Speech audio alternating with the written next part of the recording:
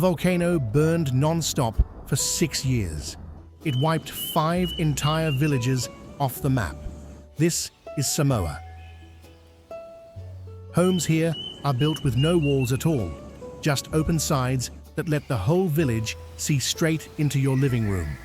That same burning fire later helped create waterfalls, hidden turquoise pools, and thick green jungle. Village chiefs still gather today to make decisions the whole community must follow. No written law, just centuries of trust. More than 80% of the land here still belongs to families, never sold on the open market. Every Sunday, families cook food on hot stones buried right in the ground, a tradition that has lasted for generations. This is a culture built from fire and ocean, and it still stands strong today. There's another big island here called Savaii, where the same old black lava fields still stretch across the land. And just one ferry ride away, life moves much faster in the capital city, Apia. To really understand Samoa, you first need to understand fire. From above, these islands look calm and peaceful. Green mountains, thick jungle, and small, quiet villages sitting along the coast. But underneath all that beauty sits a much rougher, older story. Millions of years ago, hot melted rock rose up from deep beneath the ocean floor. Slowly, layer by layer, it cooled and hardened, building the very land people walk on today. Samoa is made up of 2 main islands. Upolu holds most of the population, along with the capital city, Apia. Savaii is bigger, but much quieter, and still carries old volcanic scars across its surface. Then, in 1905, a mountain called Matavanu suddenly woke up. For 6 straight years, thick lava crept slowly through forests and villages, eventually destroying 5 entire communities and forcing families to leave everything behind. Even today, that same black lava field still stretches across parts of Savaii. Buried somewhere inside it, the broken stone walls of an old church still stand, half swallowed by hardened volcanic rock. But that fire left behind more than just ruin and destruction. At Tesua Ocean Trench, an old volcanic crater now holds a deep, glowing turquoise pool. At Alafaaga, powerful ocean waves rush through ancient lava tubes and explode high into the air above dark, jagged rock. Up in the mountains, heavy rainfall feeds waterfalls that drop straight down through thick rainforest into cold, clear pools below. Even the ground itself quietly gives something back. Rainwater filters down through the soft, volcanic rock, feeding hidden streams and underground water supplies beneath the entire island. The very same fire that once destroyed whole villages also built the forests, the waterfalls, and the water that keeps every community alive today. In Samoa, ruin and beauty somehow live side by side, shaped by the exact same fire that once forced people to run for their lives. Most homes around the world have walls. Samoan homes never really needed them. The traditional fail sits up on raised wooden posts, covered by one wide, sloping roof. Instead of solid walls, the sides stay completely open, letting sunlight, fresh air, and the everyday sounds of the whole village drift straight through the living space. When heavy rain comes, woven blinds drop down quickly to block it out. Once the sky clears again, those same blinds roll right back up, and the house opens itself back up to the island air. That design isn't just practical, though. It runs much deeper than that. In Samoa, family life was never meant to stay hidden behind a locked door. Meals, conversations, kids running around, daily chores, all of it happens out in the open, in the exact same shared space. The line between your home and your neighbor's world barely even exists here. The village itself simply becomes part of your family. Water tells a fairly similar story. Samoa gets heavy rainfall throughout the year, and the soft volcanic rock allows much of it to soak straight down into the ground below. That hidden water feeds streams and wells across both islands. Some villages pipe water in using gravity alone, with no pumps required. Other families, living in quieter areas, simply catch rainwater in tanks placed right beside their homes. But heavy rain doesn't always guarantee safe water forever. During drier stretches of the year, streams can run thin, and those stored tanks suddenly matter a whole lot more than usual. Down along the coast, beach fail welcome visitors in that exact same open way. Open on every single side, with almost nothing standing between your bed and the Pacific Ocean itself. The sea practically becomes part of the room. To an outsider, a house with no walls might feel strangely exposed at first. To a Samoan family, though, it simply feels like home. It means connection. The fail was never built to keep people apart from each other. It was built instead to keep them close, tied tightly to family, to neighbors, and to the whole surrounding community. And that same closeness reaches far beyond the walls of the house itself, all the way into how entire villages make decisions together. If fire shaped Samoa's land, then Fire Samoa shaped its people. That phrase simply means the Samoan way of life. But it's far more than just an old tradition passed down for fun. It's an entire working system built on family, responsibility, respect, and community, all tied tightly together. At the very center of it sits the Aiga, the extended family. Parents, grandparents, children, and cousins, all connected through shared duty and shared history. Land fits into that exact same circle too. It was never really meant to be simply owned. It is something you protect and something you eventually hand forward to the next generation. Every Aiga has a matai, a family chief trusted to carry real weight within the community. Matai sit together inside the fono, the village council, where the biggest community decisions get made out loud, together, in front of everyone. Those decisions can genuinely shape an entire village's future for years to come. This system has quietly survived for many generations without much change. Even today, a village council can enforce its own local rules and hand out real consequences whenever someone breaks the community's trust. The numbers show just how strong this system still remains. More than 80% of all land in Samoa is held by families or communities, not sold off freely on any open market. That means the exact same piece of land can stay within one family from generation to generation, decade after decade. So even if someone eventually leaves Samoa to study or work overseas, that deep connection to land never really disappears. There is always still a place to come back home to. Modern life has clearly reached these islands too, in plenty of visible ways. Cars now fill the roads. Smartphones connect young Samoans instantly to the entire rest of the world. The internet has changed how people work, talk, and learn every single day. But inside the villages themselves, some things still move at their own steady pace, refusing to rush.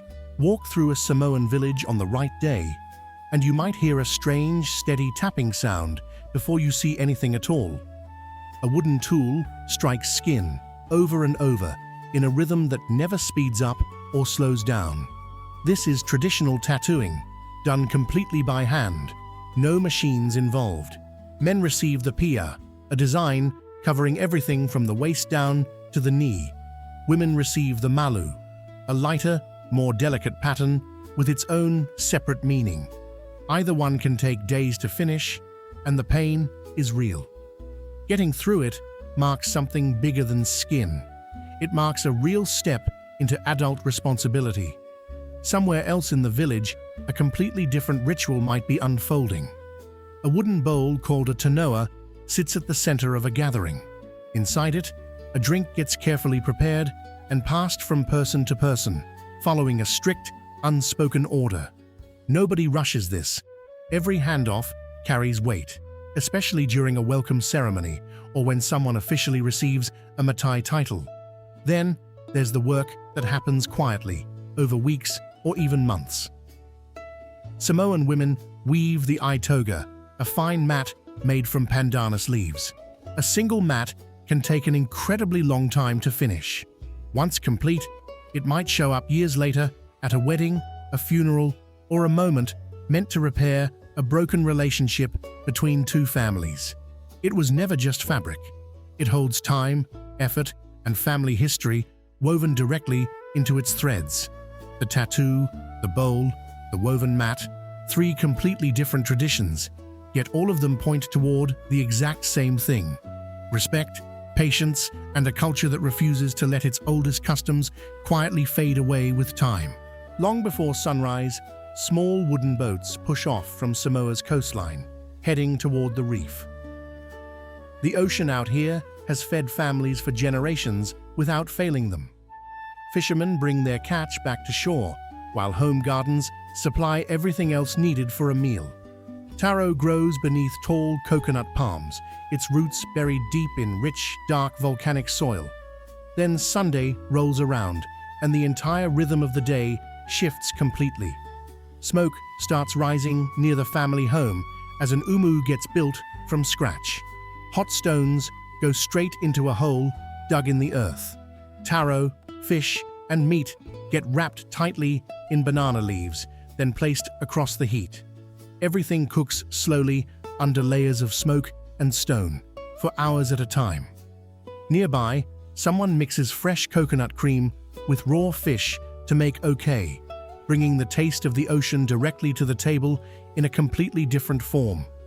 Most of what a family grows or catches gets eaten right there at home. Only a small portion ever makes it to a local market stall. For generations, that simple habit kept entire communities from depending too heavily on anything from outside their own islands. That balance, though, is slowly starting to shift. Imported packaged food has become much easier to find lately, especially inside busier towns. Samoa also depends heavily on money sent home by relatives living overseas in places like New Zealand, Australia, and the United States. Even the food itself now tells a story of change happening in real time. Traditional taro, fresh fish, coconut, and local produce still sit at the center of most Samoan meals. But packaged, high-calorie snacks keep becoming easier and cheaper to buy, year after year, especially for younger generations growing up today. Still, none of this has fully replaced the old rhythm of island life. The umu still gets built every Sunday, without fail. The fishing boats still leave before sunrise, exactly as they always have, and families still gather around that same shared table, because in Samoa, food was never only about filling a stomach, it has always been another quiet way for a community to stay close. That shift toward packaged food didn't just change what shows up on the table, it created a real, measurable health problem across the islands. Health researchers estimate that around 62% of adults in Samoa are now considered obese, one of the highest rates recorded anywhere in the world.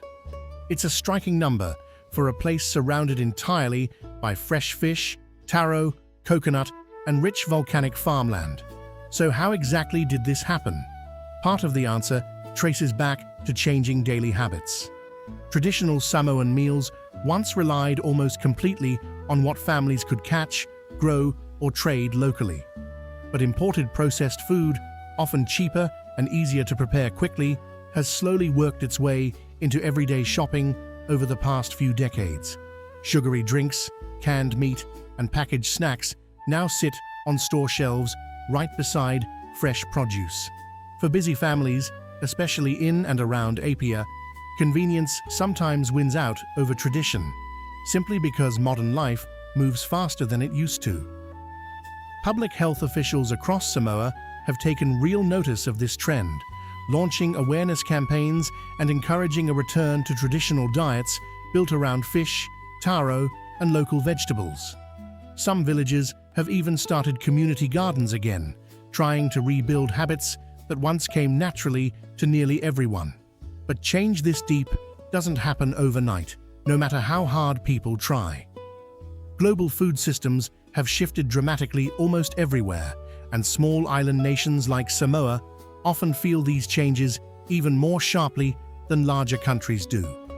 Limited farmland, higher shipping costs for fresh produce, and genuine convenience all continue pulling many families toward cheaper packaged alternatives. Yet the old food culture hasn't disappeared completely, not by any means.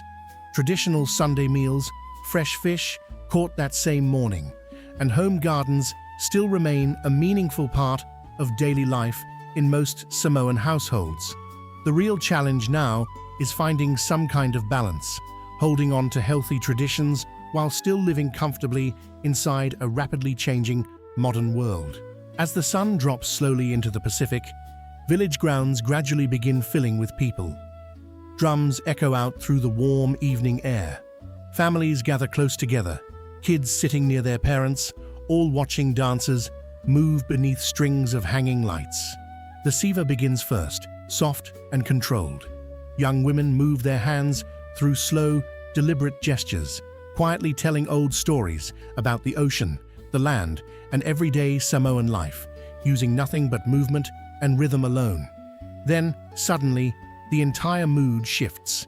Young men step forward for the fa'atopati, slapping open hands hard against their own chest and thigh, fast and loud, perfectly matched, beat for beat, with pounding drums and a roaring, excited crowd. And then comes the moment everyone has clearly been waiting for: fire. Flames rise off the ends of long wooden staffs as dancers begin the siva afi. They spin, they twist, they carry burning weapons straight through the darkness, while the entire crowd watches in complete silence from just outside the light. Every September, the Tuila festival brings this same rich culture directly into the streets of Apia. Dance groups travel in from across the islands to perform and compete, turning the whole capital city into one massive celebration for several days straight. Other important days carry their own unique traditions too. During White Sunday, children dress entirely in white, sing together, and become the true center of every family celebration for that one special day. Later in the year, international fire knife competitions bring together skilled performers from all across Polynesia. But these dances were never simply entertainment created for an audience. They survive because people genuinely keep performing them year after year, without fail. Children watch their own parents dance. Young performers learn directly from the generation that came right before them. The exact same movements return again and again at village gatherings and national festivals alike, connecting past and present through rhythm alone. Morning looks completely different depending on which side of Samoa you happen to wake up on. Around Apia, the day starts fast, full of motion and noise. Fish sellers lay out fresh catches at the market before the heat sets in. Colorful buses fill the streets, playing loud music while packed with passengers. These buses follow one simple, unwritten system. No fixed stops, no printed schedule anywhere. Raise your hand, and the bus pulls right over for you. Ready to hop off? Just pull the cord hanging above your head. Then a ferry crosses towards Savai'i, and everything gradually slows down. The busy streets of Apia slowly give way to a much quieter coastline. Coconut palms line long, empty roads. Waves crash steadily against dark volcanic rock. Cars become rare, and villages spread further and further apart from each other. The two islands genuinely feel different from one another, yet they stay closely tied together in daily life. Ferries carry people, food, cars, and everyday supplies back and forth constantly. For families split across both islands, that sea crossing is simply part of ordinary, everyday life. Nothing unusual about it. One island moves fast, the other moves slow, but both quietly follow the exact same underlying rhythm underneath it all: family, work, food, and community, holding everything together. That said, beneath this peaceful daily rhythm, real change has already started arriving quietly along the coast, whether people are ready for it or not. Waves are slowly eating away at beaches and low-lying land in several places. Rising sea levels and stronger storms continue putting pressure on villages, built right along the water's edge. Salt water can reach into farmland during high tides, while warmer ocean temperatures stress the very reefs that feed entire coastal communities. The landscape still looks just as beautiful as it always has. Palm trees still lean out over the water, exactly like they did generations ago. But the coastline itself is quietly shifting, year after year, in ways villages here are only just beginning to fully understand. Not everyone realizes that Samoa is actually split into two separate political territories. Samoa itself stands as an independent country, while American Samoa remains a United States territory, sitting just a short flight away. Both share the exact same Polynesian roots and many of the same core traditions. Yet more than a century spent under two very different governments has slowly shaped two distinct identities over time. Even something as simple as the calendar treats them differently. The international dateline runs directly between the two territories, placing them on entirely different calendar days at the exact same moment. When it's Monday morning in independent Samoa, it can still technically be Sunday, just across the water in American Samoa. This split didn't happen overnight either. Back in the late 1800s and early 1900s, powerful nations divided up much of the Pacific for their own strategic and economic reasons. Samoa eventually gained full independence in 1962, becoming the first Pacific Island nation to do so. American Samoa, meanwhile, remained under US control, developing its own separate government, economy, and daily way of life across the decades that followed. Today, families sometimes stretch across both sides of that same invisible line. Cousins might grow up carrying different passports, using different currencies, and following slightly different rules, yet still sharing the very same language, food, and cultural roots passed down from shared ancestors. For many Samoans, that division feels less like a hard border and more like a strange technicality.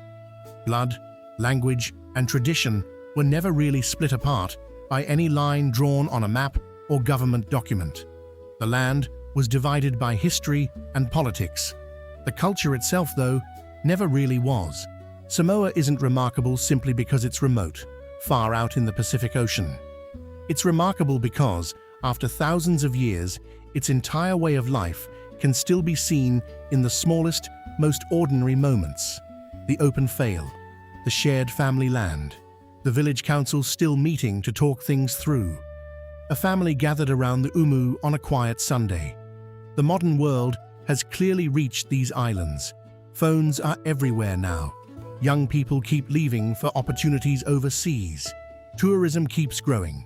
The climate keeps shifting, slowly but steadily. And yet the culture itself has not simply disappeared underneath all that change. It adapted instead. That might be Samoa's greatest lesson for the rest of the world. Traditions only survive when people genuinely keep choosing to live them without being forced. A child watching the siva for the first time. A grandmother weaving late into the night.